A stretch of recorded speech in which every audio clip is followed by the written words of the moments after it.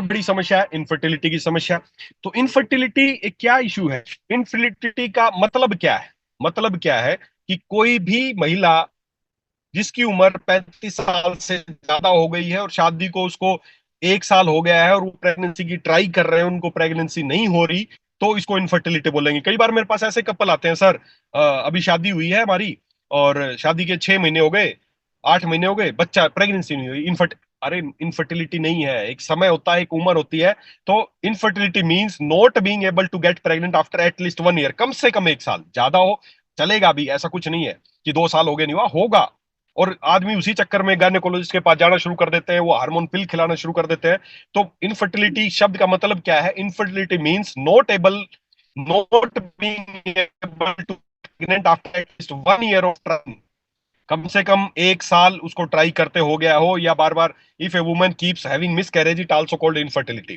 Female infertility can result from age, physical problem, hormone imbalance, lifestyle, environmental factors. ऐसे बहुत सारे factors हैं जो डिपेंड करते हैं इनफर्टिलिटी के ऊपर। आज भारत में 15 कपल में से एक कपल इनफर्टिलिटी की शिकायत से जूझ रहा है। और कई बार देखिए, समझने की जरूरत है कि ये इनफर्टिलिटी का, पहली बात तो जब भी इनफर्टिलिटी की बात आती है कि प्रेगनेंसी नहीं हो रही, सबसे पहले दिमाग में एक ही बात आती में है, महिलाओं में कमी है। हमारे समाज में ज्यादातर ऐसा ही सोचा जाता है। हमारे पास ऐसे बहुत सारे कपल आते हैं कि जी बच्चे नहीं हो रहे, किसका इलाज करा रहे हैं? वुमेन का इलाज करा रहे हैं। क्या बच्चे पैदा होना क्या अकेली महिला पर निर्भर करता है?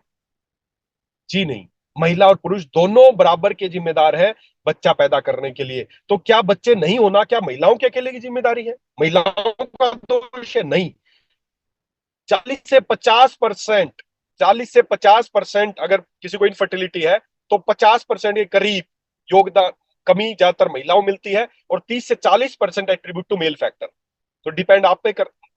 कई बार मेरे को बड़ा सरप्राइज होता है, हमारे पास मान लेते हैं 10 कपल आते हैं जिनको बच्चे नहीं हो रहे, इलाज करा रहे हैं महिला का, कोई कहीं से दवाई दिलवा रहा है, कहीं से दवाई दिलवा रहा है, कहीं से दवाई दिलवा रहे हैं। हम उनसे पूछते हैं कि प्रेगनेंसी नहीं हो रही? बोले हाँ जी नहीं हो रही। इलाज करा रहे हो? हाँ जी। कब से इलाज करा रहे हो? मैं पुरुष से पूछता हूँ, क्या आपने अपनी जांच कराई? नहीं सर, मैं तो ठीक ही हूं, मेरी तो क्या जांच करानी। और जब उनकी जांच कराते हैं ना, तो 10 में से 4 पुरुषों में स्पर्म काउंट कम मिलता है, या उनके स्पर्म ठीक नहीं है, या स्पर्म में इंफेक्शन मिलता है। इलाज महिलाओं का करा रहे हैं इतने सालों से, और कमी पुरुषों में है। तो 10 में से 6 महिलाओं में समस्या मिल सकती है, 4 पुरुषों में समस्या होगी। तो जब भी इनफर्टिलिटी आए, तो हमें पहला, कोई भी आपके पास कपल ऐसा आता है कि इनफर्टिलिटी है, बच्चे नहीं हो रहे, तो सबसे पहला जो हमारा टारगेट है, ये होना चाहिए कि देखना चाहिए कि समस्या किसमें, महिला में या पुरुष में। दिमाग सबसे पहले एक आता है, महिलाओं में समस्या होगी। क्यों भाई? समस्या दोनों में हो सकती है। 60% चांसेस ज्यादा महिलाएं, 60%, क्योंकि उनके बहुत सारे फैक्टर्स हैं, और पुरुषों में भी होता है। तो 10 में से 6 महिलाओं में समस्या मिलती है और 4 पुरुषों में समस्या मिलती है। तो पहले रूल आउट कर लेना चाहिए, आगे से कोई भी कपल मिले तो पहले पुरुष की एक जांच होती है, सीमन एनालिसिस। उसकी वो जांच करा लो कि क्या स्पर्म काउंट ठीक है, क्या स्पर्म नील तो नहीं है, क्या स्पर्म में कोई मोटिलिटी तो कम नहीं है, कोई इन्फेक्शन तो नहीं है। अगर पुरुष की रिपोर्ट ठीक है, देन हमें महिला के बारे में सोचना चाहिए। बहुत सारी समस्याएं हैं जो आज महिलाओं को इनफर्टिलिटी की समस्याएं बढ़ रही हैं, चाहे जैसे उनका लाइफस्टाइल है, स्ट्रेस है, उनका उनके और मेडिकल कंडीशंस हैं, उनको थायराइड की समस्या है, ऐसी बहुत सारी समस्याएं हैं जिसकी वजह से महिलाओं में इनफर्टिलिटी बढ़ती जा रही है। कुछ कॉमन कारण है क्यों इनफर्टिलिटी में आपको देखने को मिलेंगे। जब भी डॉक्टर बताएंगे, या तो एक बताएंगे कि आपके यूट्रस में कोई फाइब्रोइड है जिस वजह से फर्टिलिटी नहीं हो रही है, बच्चा नहीं हो रहा है, या आपके एंडोमेट्रियोसिस है, जैसे अभी मैंने बताया था, वो हो सकता है, या आपकी ट्यूब में इन्फेक्शन हो सकता है। फिर ये आप स्ट्रक्चर देख रहे होंगे, जो व्हाइट कलर की नजर आ रही है वो ओवरीज है, यहाँ से एग बनता है। उसके बाद जो ट्यूब बनी है, फेलोपियन ट्यूब, उसमें से अंडा ट्रेवल करता है और यूट्रस में आता है। यहाँ पर स्पर्म आता है नीचे की साइड से, सर्विक्स की साइड से, और स्पर्म और उनका जब फ्यूजन होता है, तो यहाँ पर उनको जो यूट्रस है, यहाँ पर जाइगोट बनता है, और बच्चा का यहाँ पर जो भ्रूण है वो यहाँ पर स्थापित होता है, और धीरे धीरे बच्चे की यहाँ पर ग्रोथ होती है। तो ये कुछ मेजर रीजंस हैं जो महिलाओं में पाए जाते हैं इनफर्टिलिटी के दौरान, या तो उनकी फ्लोपियन ट्यूब ब्लॉकेज है, या उनका एंडोमेट्रियोसिस है, या ट्यूब में इंफेक्शन है, यूट्राइन फाइब्रोइड है। कुछ कॉमन कारण है, और इन इन काफी कारणों में से तो जो मैंने अभी बताया, क्यों ये सब हो रहा है, एंडोमेट्रियोसिस हो रहा है, क्यों बार बार इन्फेक्शन हो रहा है, या फाइब्रोइड बन रहे हैं, इनका एक बहुत बड़ा रीजन है जो वो सैनिटरी नैपकिन इंफीरियर क्वालिटी का यूज कर रही है। एक दूसरा, जो कॉस्मेटिक प्रोडक्ट वो यूज कर रही है। मैंने जब कॉस्मेटिक का, जब अपन ने बात की थी, उस दिन आपने बात की थी, आज महिलाएं जो शैम्पू यूज कर रही हैं, जो जो कंडीशनर यूज कर रही हैं, जो फेयरनेस क्रीम यूज कर रही है, उसमें खतरनाक पैराबीन्स पाए जाते हैं, खतरनाक सोडियम लोरेन सल्फेट पाया जाता है, खतरनाक उसमें मरकरी पाया जाता है। ऐसी ऐसी चीजें कॉस्मेटिक में पाई जाती हैं। और महिलाओं को जब बताया जाता है ना कि शैम्पू में खतरनाक केमिकल है, तो दिमाग में उनके एक ही बात आती है, लगाया ही तो है, खाया थोड़ी है। उस दिन भी मैंने समझाया था, लगाना खाने से ज्यादा खतरनाक है।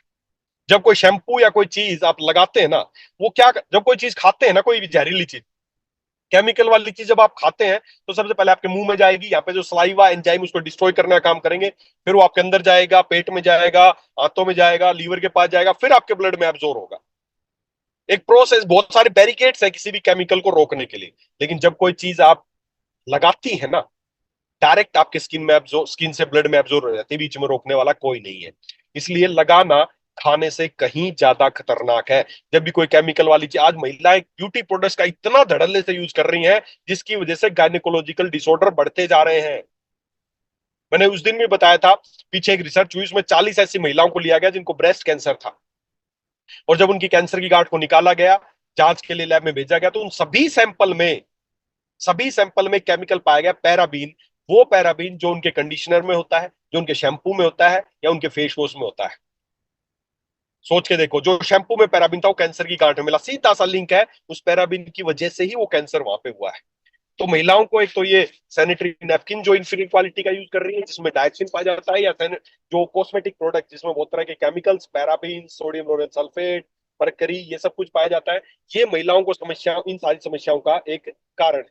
और आज इलाज क्या हो रहा है, हमारे इस मॉडर्न साइंस में इलाज क्या हो रहा है, इनफर्टिलिटी होगी, बच्चे नहीं हो रहे, कुछ साल तो उसको दवाइयां खिलाएंगे, हार्मोन की पिल खिलाएंगे, उसके बाद बोलेंगे आईवीएफ कराओ।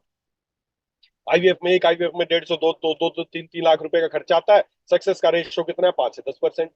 बहुत सारे कपल आते हैं जी, 20 लाख लगा दिए, 25 लाख लगा दिए, 50 लाख लगा दिए, ये इलाज चल रहा है। दोस्तों, अगर मैं इस सब को हटा के आयुर्वेद के दृष्टिकोण से बात करूं ना, तो आयुर्वेद में कितना स्टीक बताया गया, आज से हजारों साल पहले चरक संहिता में बताया गया है कि फर्टिलिटी को रखने के लिए, महिलाओं को फर्टिलिटी बनाए रखने के लिए 4 चीजों का ध्यान रखना है: ऋतु, क्षेत्र, अंबु और बीज। ऋतु, ऋतुकाल मतलब जो उनका पीरियड्स, जो फर्टाइल पीरियड है, ऋतुकाल, वो अच्छा होना चाहिए। क्षेत्र मतलब जो उनका यूट्रस है, बेड है, जो क्षेत्र, खेत, वो अच्छा होना चाहिए। अंबु, उसको मिलने वाला न्यूट्रिशन अच्छा होना चाहिए। और बीज मतलब जो अंडा है, वो प्रॉपर होना चाहिए। ये 4 चीज आचार्य चरक ने बताई है: ऋतु, क्षेत्र, अंबु और बीज। ये चारों चीज अगर महिलाओं की प्रॉपर होंगी, तो वो फर्टाइल रहेंगी, इनफर्टिलिटी उनको नहीं होगी। तो इन चारों फैक्टर्स पे काम करने के लिए उसकी पीरियड्स भी ठीक आए, मतलब हार्मोन अच्छे हो जाएंगे। उसका क्षेत्र मतलब उसका यूट्रस में सिस्ट होगा, फाइब्रोड होगा, ये सब ना हो। अंबु मतलब उसको प्रॉपर न्यूट्रिशन मिलता रहे। और बीज, ओवरीज से जो ओवम बन रहा है, वो प्रॉपर बनता रहे। तो ये चारों फैक्टर पे काम करना चाहिए। और इन चारों फैक्टर पे काम करने के लिए आचार्य चरक ने चरक संहिता में स्पष्ट बताया गया है कि एक महाकाढ़ा बनाया उन्होंने, एक ऐसा महाकाढ़ा जिसका नाम उन्होंने दिया प्रजा स्थापन महाकाढ़ा, प्रजा स्थापन महाकसाय। ये प्रजा स्थापन क्या करता है, ये जो भी चारों फैक्टर है, जिसको गर्भोत्पत्ति सामग्री कहा गया है, क्या है, ऋतु, क्षेत्र मतलब फर्टाइल पीरियड होना चाहिए, हेल्दी रिप्रोडक्टिव सिस्टम होना चाहिए, अंबु मतलब उसको न्यूट्रिशन जो फीटस को मिलना है वो प्रॉपर होना चाहिए, और बीज, ओवम प्रॉपर होना चाहिए। इन चारों गर्भोत्पादक सामग्री को इंप्रूव करने के लिए आचार्य चरक ने महाकाढ़ा बताया, जिसका नाम है प्रजा स्थापन महाकसाय। दोस्तों, ये चारों फैक्टर पे काम करता है, और बहुत एडवांस रेमेडी है जिन महिलाओं को इनफर्टिलिटी की समस्या है, चारों पे काम करेगा। ये महिलाओं को न्यूट्रिशन भी प्रॉपर बढ़ाएगा, उनके उनके फाइब्रोइड है, या कोई भी यूट्रस में सिस्ट है, ओवरीज में सिस्ट है, ट्यूब ट्यूब में समस्या, उनको ठीक करेगा। साथ ही साथ उनके पीरियड्स को ठीक करेगा, साथ ही साथ जो ओवम की क्वालिटी को भी ठीक करेगा। तो इन चारों चीजों पे काम करता है ये, और चारों पे काम करने से ही फर्टिलिटी बढ़ती है। और हमने क्या किया दोस्तों, हमने आचार्य चरक के उसी सिद्धांत को मानते हुए, उन्हीं उन्हीं के बताए गए तरीके से हमने भी इस महाकसाय को तैयार किया है, जो आपके सामने है, जिसका नाम है वेदालेक्स प्रजा स्थापन महाकसाय। दोस्तों, इसको मैं वास्तव में एक अमृत कहूंगा, ये अमृत है महिलाओं के लिए। ये अब ये आप अगर आप सोचें, हमारे जो उस समय के जो आचार्य चरक थे, ऋषि मुनि थे, संत थे, आयुर्वेदाचार्य थे, कुछ भी आप उनको बोले, वो इतने सिद्धांतिक थे। जब मैंने ये प्रोडक्ट, ये प्रजा स्थापन के बारे में पढ़ना शुरू किया ना, तब पता चला यार, कितने कितने कितने महान विचारों के आदमी थे वो, कितना सोचते थे। इसमें जब मैंने पढ़ा, देखा, तो प्रजा स्थापन का जो पहला इंग्रेडिएंट है ना, वो है ब्रह्मी। शंख पुष्पी। मैंने सोचा यार ये दिमाग के लिए प्रोडक्ट तैयार कर रहे हैं आचार्य चरक, या महिलाओं को तो यूट्रस में समस्या है, ब्लॉकेज है, कुछ है, ब्रह्मी क्यों डाला इसमें? जब और गहराई से उनका सिद्धांत पढ़ा तब पता चला कि महिलाएं तभी बच्चा उत्पन्न कर सकती हैं, तभी फर्टाइल हो सकती हैं, जब वो पहले मानसिक तौर पे स्वस्थ रहेंगी। आज हमारे समाज में किसी महिला को बच्चा नहीं होता तो उसको एक ही बात होता है, प्रेगनेंसी नहीं हो रही, पर मानसिक तौर पे इतना उसको डिस्टर्ब कर दिया जाता है कि वो उसके अंदर का पीरियड्स खराब होने लगते हैं, उसकी फर्टिलिटी खराब होने लगती है और ज्यादा डिस्ट्रॉय होने लगती है, और वो लगातार आईवीएफ करते जा रहे, एक आईवीएफ होगी बच्चा नहीं हो रहा, कितनी स्ट्रेस में चली जाती है हमारी महिलाएं। 2-3 लाख रुपए लग गया अभी बच्चा नहीं हुआ, उसके हमेशा दिमाग में रहेगा कि तेरी वजह से हो रहा है, वो और ज्यादा स्ट्रेस स्ट्रेस में जाती हमारे पास कपल आते हैं ना, इतने स्ट्रेसफुल मिलती है महिलाएं बेचारी। तो महिलाओं को सबसे पहले स्ट्रेस फ्री करना है, और प्रजा स्थापन का यही काम है कि महिलाओं को मानसिक और शारीरिक दोनों तौर पे उनको स्वस्थ बनाने का काम करेगा। तो जिन भी महिलाओं को इनफर्टिलिटी की समस्याएं हैं, आंख बंद करके ये प्रोडक्ट आप उनको शुरू कर सकते हैं। 30-30 ml सुबह शाम गर्म पानी के साथ देना शुरू करें, 3 से 6 महीना देना है। तब तक जिस दौरान आप ये दे रहे हैं उस प्रेगनेंसी की ट्राई ना करें, रिलैक्स रहने दें महिलाओं को, रिलैक्स रहने दें। ज्यादा बार बार प्रेगनेंसी की ट्राई करेंगे, बार बार मिस करेज होगा, कुछ होगा तो आपके प्रेशर पड़ता है उन पे। बिल्कुल 6 महीने के लिए रिलैक्स छोड़ दीजिए, कोई प्रेगनेंसी की ट्राई नहीं करनी, 6 महीने उनको स्वस्थ होने दीजिए। और मैं आप पाएंगे 6 महीने बाद, जब आप ये उनका इलाज करने के 6 महीने बाद जब चाहेंगे कि प्रेगनेंसी हो, तो आपको बहुत ही शानदार रिजल्ट मिलेंगे। अभी तक हमने जितने भी, मैं और मेरी वाइफ, जितने भी हमने कपल्स को ये ट्राई किया है, 90% से ज्यादा सक्सेस रेशियो हमें मिला है प्रजास्थापन महाकसाय का। वरदान है महिलाओं के लिए। तो दोस्तों पहली बात तो ये, जिन महिलाओं को इनफर्टिलिटी है उनके लिए प्रजास्थापन महाकसाय एक अमृत का काम करता है, काढ़ा है। लेकिन हाँ, एक चीज जरूर बताना चाहूंगा, खाली ये उन महिलाओं के लिए नहीं है जो बच्चा चाहती हैं, जो प्रेगनेंसी चाहती हैं। मैंने क्या बताया, ये एक ऐसा महाकाढ़ा है जो महिलाओं को शारीरिक और मानसिक तौर पे स्वस्थ बनाता है, शारीरिक और मानसिक तौर पे स्वस्थ बनाता है। मतलब ये वो सभी महिलाएं, जरूरी नहीं कि प्रेगनेंसी चाहिए, जिनको यूट्रस में प्रॉब्लम है, हार्मोन इम्बैलेंस है, जिनको स्ट्रेस रहती है, जिनको पीरियड ठीक से नहीं आते हैं, कोई भी समस्या, वो सभी इसको ले सकती हैं प्रजास्थापन महाकसाय को। जरूरी नहीं कि प्रेगनेंसी चाहिए तो ही लेना। हमारी घर में बच्ची है अभी, उसको पीरियड शुरू हुए हैं, उसके पीरियड्स पेनफुल है, वो आप दे सकते हैं। हमारी आपके घर में कोई बुजुर्ग है, मीनोपॉज की समस्या चल रही है, 50-50+ वुमेन्स है, मीनोपॉज चल रहा है, नेचुरल प्रोसेस है, पेनफुल पीरियड्स है, उनको आप दीजिए। तो जो भी महिलाएं शारीरिक मानसिक तौर पर स्वस्थ होना चाहती हैं, उनको प्रजास्थापन मार्गसाय दे सकते हैं।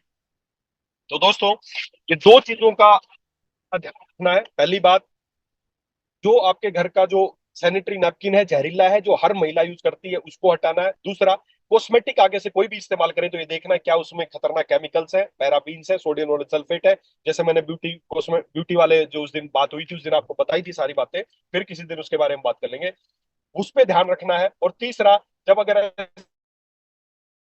हो जाती है तो ये महिला के लिए एक अमृत है ये कार्ड। बस इन चीजों का ध्यान रख के आप अपने घर की महिलाओं को स्वस्थ रह सकते हैं, समाज की महिलाओं को। हमारे पास ऐसे ऐसे कपल आते हैं जी, 2 लाख रुपए, 3 लाख रुपए, 4 लाख रुपए हमने लगा दिए, प्रेगनेंसी नहीं हो रही। खाली जब प्रजास्थापन महाकसाय उनको दिया गया तो पता चला कि इतने शानदार रिजल्ट आए, और खर्चा कितना आया, किसी का 5,000, किसी का 6,000, किसी का 10,000। और महिलाएं मानसिक तौर पर भी बड़ी, जब आप ये प्रोडक्ट इस्तेमाल कराएंगे ना, आप पाएंगे महिलाएं खुश होनी शुरू हो जाएंगी, हैप्पीनेस। तो इसके इसके इंग्रेडिएंट्स, इसके 50% इंग्रेडिएंट्स है जो दिमाग पे काम करते हैं, और 50% इंग्रेडिएंट्स हैं जो उनके फिजिकली, जो उनके यूट्रस या उन सब जगह काम करते हैं। तो दो चीजों का इंपॉर्टेंट ध्यान रखना है, घर का आज ही जो आपका जहरीला सैनिटरी नैपकिन है उसको रिमूव कीजिए, और महिलाओं के लिए जो टॉनिक है प्रजास्थापन माँ के साथ, ये उनको आप पिलाना शुरू कीजिए। बस ये दोनों काम करके हम अपने समाज की महिलाओं को सुरक्षित रख सकते हैं, और उनको होने वाले, चाहे वो इवन कैंसर हो या कोई भी बीमारियां, उनसे इनको बचाया जा सकता है। तो दोस्तों, जैसा कि मैंने बताया था, आज मैं भी ट्रैवल में हूँ और यहाँ बार बार वॉइस ब्रेक हो रही है। आज हमने इन शॉर्ट महिलाओं को क्यों ज्यादा समस्याएं हो रही हैं उस पे विषय पे बात की, और मैं उम्मीद करता हूं आप जरूर इस पे थोड़ा ध्यान देंगे और घर की महिलाओं को स्वस्थ रखने में हेल्प करेंगे। इस विषय पे फिर कभी हम और गहराई से बात कर सकते हैं। मेरी वाइफ को भी मैं आग्रह करूंगा कि किसी दिन वो आए और इस इन टॉपिक पे और आपको गहराई से आपको इनके बारे में बताएं। और तब तक आप बस जो चीजें कि आज मैंने बताई है उन चीजों पर जरूर ध्यान दें, और महिलाओं को सुरक्षित रखने में, उनको स्वस्थ रखने में हेल्प करें। क्योंकि एक स्वस्थ स्वस्थ महिला ही स्वस्थ समाज को जन्म दे सकती है। हमारी घर की महिलाओं का उतना ही ध्यान रखिए, पूरा ध्यान रखती हैं वो, आपके लिए पूरे दिन खाना बनाती हैं, आपका सब कुछ तैयारी करती हैं, सब कुछ करती हैं। आपको भी जरूरत है कि उनकी केयर करना, उनका सैनिटरी नैपकिन चेंज कीजिए, उनको जो कॉस्मेटिक प्रोडक्ट जहरीले इस्तेमाल कर रहे हैं उनको चेंज कीजिए, और उनको ये गिफ्ट जरूर दीजिए, प्रजा स्थापन महाकसा है। तो चलिए दोस्तों, बहुत अच्छा लगा आज आप लोगों से बात करके। मैं ट्रैवल में था, आज मैं चाह रहा था स्किप हो जाए, लेकिन मन मान नहीं रहा था कि मैं स्किप कर दूं, इसको अगले हफ्ते पे ले जाऊं। अगले हफ्ते हम फिर किसी टॉपिक पे अच्छे से बात करेंगे। तब तक के लिए धन्यवाद। सुपर।